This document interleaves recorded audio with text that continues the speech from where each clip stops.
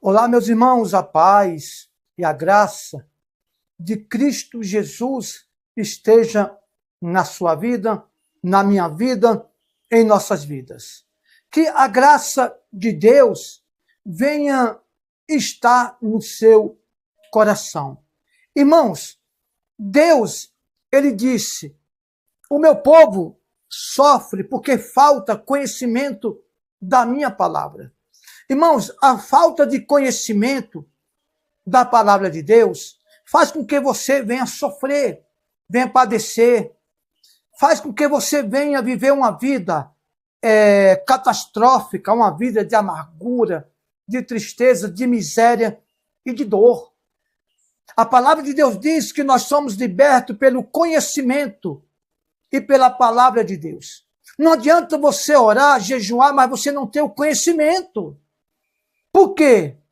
Nós temos que ter o conhecimento, porque o conhecimento é quem faz a gente saber se estamos fazendo certo ou se estamos fazendo errado. O apóstolo Paulo, ele disse que o povo judaico, o povo judeu, eles tinham um zelo por Deus, ele tinha um zelo pela palavra de Deus e tinha um amor pelo Senhor. Porém, eles não tinham entendimento e nem conhecimento sobre a palavra de Deus. E por não ter conhecimento, eles retorciam a palavra de Deus, a ponto deles fazerem suas próprias doutrinas. Não era por maldade, eles faziam suas doutrinas, não era por maldade, mas porque não tinha conhecimento. Por exemplo, tem gente que alfineta o católico. O católico muitas vezes erra, não é porque quer errar, são um povo bom. Os católicos é um povo muito bom, mas às vezes eles erram religiosamente porque não tem conhecimento da palavra de Deus, né? Eu vejo as pessoas, e para acrescentar mais um pouco, não acrescentar a palavra de Deus. Jesus disse: conhecerei a verdade e a verdade vos libertará. A verdade liberta o homem, irmãos. Escute bem, não adianta você ter uma vocação pelo presidente A, presidente B, presidente C, porque não vai funcionar. As pessoas acham que o governo vai trazer uma solução para o mundo. Não vai, gente. Não vai. Sabe por quê? Porque a Bíblia fala de um homem chamado José. José era o 11º filho de Jacó, né? José, ele se tornou primogênito. Primogênito é o primeiro filho, mas a obediência de José, a retidão de José, o amor que José tinha por Deus e pelo seu pai, levou com que ele se tornasse o herdeiro de seu primogênito, né? Ou seja, a Bíblia fala do Egito. José, ele foi vendido pelos seus irmãos, pelos seus 10 irmãos. Mas não é 12 com José? Não, mas Benjamim era muito criança, era muito menino, então Benjamim não teve nenhum vínculo sobre a venda de José para o Egito como escravo. Preste atenção. Os irmãos de José venderam José porque tinham inveja de José. José era um menino obediente, um menino temente, tanto a Deus como ao seu pai. Como ao seu pai. Mas tudo tem um propósito de Deus. José foi vendido para o Egito como escravo. Antes de José ser vendido, ele teve um sonho, 2 sonhos aproximadamente, que o sol se prostrava diante dele. E mais 10 estrelas. Essas estrelas que se dobravam diante de José no sonho eram os seus irmãos. E o sol era o seu pai, Jacó. Quando José contou o seu sonho, não conte seu sonho para ninguém não, irmãos. Porque às vezes o sonho contado leva uma perseguição para você. leva uma perseguição para a sua vida. E José foi vendido pelos irmãos, porque os irmãos de José eram desobedientes, desonestos, o contrário de José, que era um menino obediente, temente a Deus e temente ao seu pai. E o que aconteceu? José foi como escravo para o Egito. José começou lá na frente, depois de ser escravo, de ser acusado pela mulher de Potifar por assédio sexual, que José não cometeu esse ato, ele foi para o presídio, levaram ele para o presídio. Lá no presídio, ele interpretou 2 sonhos, do copeiro, né, e do padeiro. Faraó, ele sonhou, né, aquele sonho das 7 vacas magras, 7 vacas gordas, 7 espigas raquíticas, 7 espigas fortes. E as vacas magras engoliam as 7 vacas gordas. E as espigas raquíticas engoliam as outras espigas fortes. E, aliás, um sonho de Faraó. Faraó teve esse sonho, né? E aí, Faraó, ele chamou seus videntes, seus, vamos dizer assim, seus cartomantes. Porém, eles não souberam interpretar o sonho de Faraó.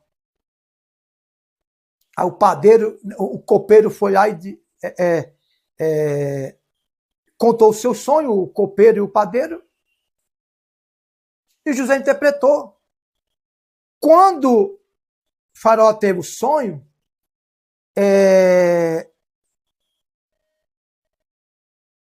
e não tinha quem interpretar o sonho de Faraó. Veio lá o copeiro, né, que estava a serviço, tinha sido preso e tinha sido solto e estava ao dispor de Faraó. E aí ele falou para Faraó, tem um hebreu que eu tive meu sonho, o outro, meu parceiro, teve o sonho dele e ele interpretou. Mandaram chamar José para interpretar o sonho de Faraó. Olha quando Deus ele age, irmão. Quando Deus ele age, quando tem alguém no poder, quando tem alguém sincero no poder, como as coisas funcionam. José vai e revela o sonho de Faraó. Que ia ter 7 anos as vacas gordas e as espigas raquíticas. Representava 7 anos de abundância. Né?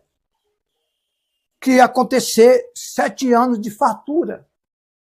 E que o Egito providenciasse muito trigo, muita colheita, porque as 7 espigas raquíticas e as 7 vacas magras, que engoliam as 7 gordas, as 7 vacas magras e as 7 espigas raquíticas, ia ser 7 anos de fome do futuro. Então, José falou para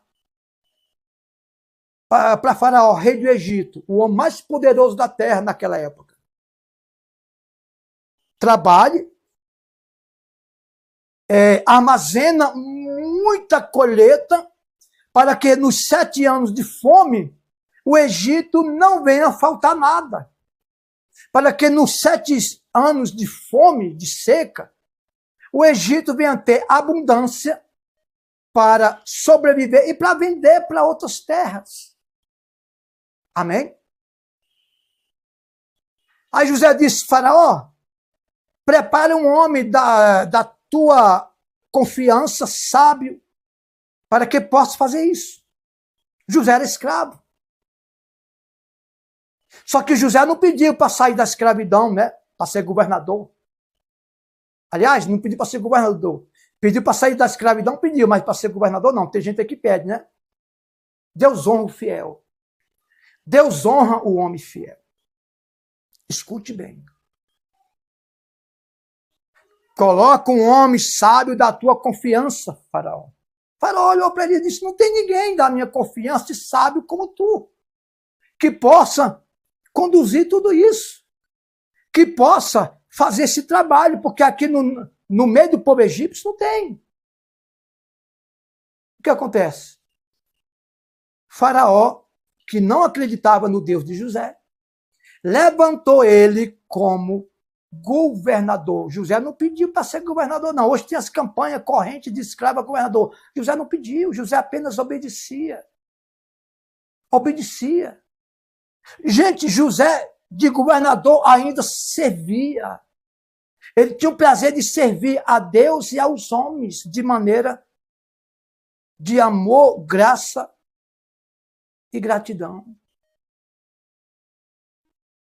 Porém, nos 7 anos de fartura, eles armazenaram muito alimento. Nos 7 anos de fome depois, o Egito não sentiu falta de alimento. Por quê? Porque tinha um homem temente a Deus, chamado José, que dirigia o Egito a ponto de outras pessoas na redondeza virem comprar alimento. Aliás, nem faltou alimento no Egito e nem faltou dinheiro no Egito. Enquanto isso, toda a terra estava passando fome. Toda a terra, sim, aonde existia ser humano, aonde existia terra que era habitada por ser humano. O que eu quero dizer aqui nessa mensagem?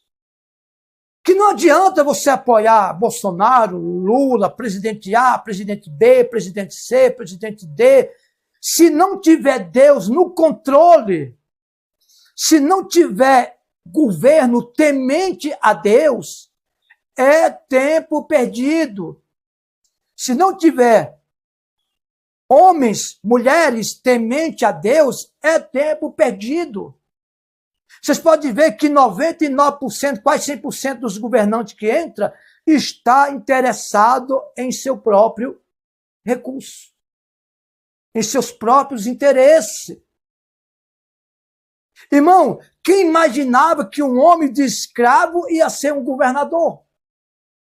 E o mais, José mandou buscar os seus irmãos que tinham lhe vendido como escravo, perdoou os seus irmãos, mandou buscar seu pai, e a Bíblia diz que José era o segundo homem do Egito, mais poderoso do Egito, apenas abaixo de Faraó. Apenas abaixo de Faraó.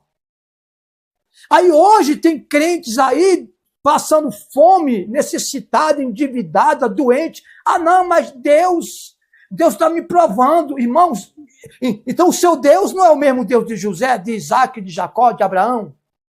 O Deus que a Bíblia diz que é dono do ouro e da prata, o próprio Deus disse, tudo é meu. Tudo que está sobre a terra é meu. E eu dou a quem eu quero. Eu dou a quem for fiel. Não adianta você estar querendo ganhar propina para se beneficiar, irmão.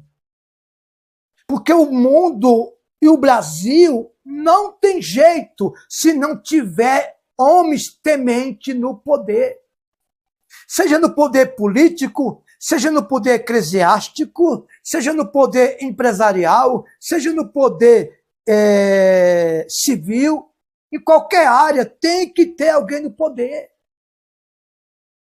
Irmão, o mundo, o Brasil não vai mudar se não tiver homens tementes que faça por amor a Deus, por amor ao ser humano.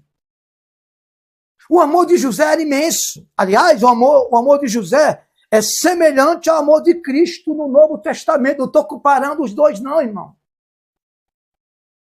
Assim como Cristo amou o próximo e ama no Novo Testamento, e ama até hoje, sempre vai amar, foi o exemplo de José. Perdoou os irmãos. José, ele apanhou. Ele apanhou quando ia da sua terra para o Egito, como escravo.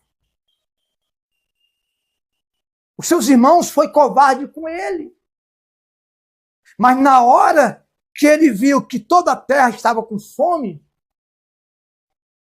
que os irmãos foram lá, primeiramente ele fez uma prova, um teste com os irmãos. Depois, José perdoou seus irmãos. E trouxe seus irmãos, sua família toda para o Egito. Onde há abundância, havia abundância. Por isso que eu digo, o Brasil é um país rico, mas vive como país de miséria, de pobreza em excesso, doença, enfermidades. Sabe por quê? A Bíblia diz que quando o justo governa, o povo se alegra. O povo se alegra. Quando o ímpio reina, o povo geme, o povo chora. O Brasil não é um país para viver de cesta básica, de ajuda de governo, gente. O Brasil é rico, mas existem pessoas no poder com segundas intenções. Não estou falando quem é, quem não é, não estou aqui para apontar nome. Estou aqui para dizer que tem que ter um homem temente a Deus, como José lá no Egito. Toda a terra teve fome, mas teve o quê? Uma inteligência. Através de saber interpretar. Olha como é bom interpretar a palavra de Deus da maneira correta. Nós aprendemos o que devemos fazer. Eu vejo as pessoas dar muito glória a Deus, aleluia, pulo e tudo, aquilo mais. Amém? Mas o maior glória a Deus, aleluia, é com exemplo de vida. É com exemplo de vida. É com atitudes da maneira correta. Então é preciso nós fazer certo. José, irmãos, ele tinha aproximadamente 30 anos quando isso aconteceu no Egito. Não quando ele foi vendido. É por aí. Então não adianta, eu vou fazer a campanha corrente de escravo a governador, de pastor de ovelha a rei, porque Davi não pediu para ser rei. José não pediu para ser governador. Eles apenas pediram a misericórdia de Deus e pediam para Deus lhe guardar e proteger. E eles temiam a Deus. Não tem necessidade de eu estar pedindo a Deus o que eu quero. Deus sabe o que eu quero. Agora é necessário eu obedecer a Deus. Lê Bíblia. Não lê Bíblia. Estude Bíblia, que você vai entender. Amém? Irmãos, a terra só vai ser punida se não tiver obediência sobre ela. Só se não tiver temor, respeito a Deus e ao próximo. E não adianta você ir na sua igreja, Deus, eu quero isso. Não, isso não funciona. A melhor maneira de você pedir é você dar. A melhor maneira de você ser servido é você servir. A melhor maneira de você plantar, de você colher é você plantar. É você aprender a fazer isso, irmão. Amém? E o Deus de ontem ou de hoje será eternamente. Isso é profético. Isso é uma revelação, sabia? Para você aprender a fazer as coisas da maneira correta. Que Deus abençoe. Que Deus ilumine na paz e na graça do Senhor Jesus Cristo. Amém? Fiquem todos com Deus e que Deus abençoe a todos no nome do Senhor Jesus Cristo. Amém? Que a graça de Deus esteja na sua vida, em nossas vidas, no nome de Jesus. Amém.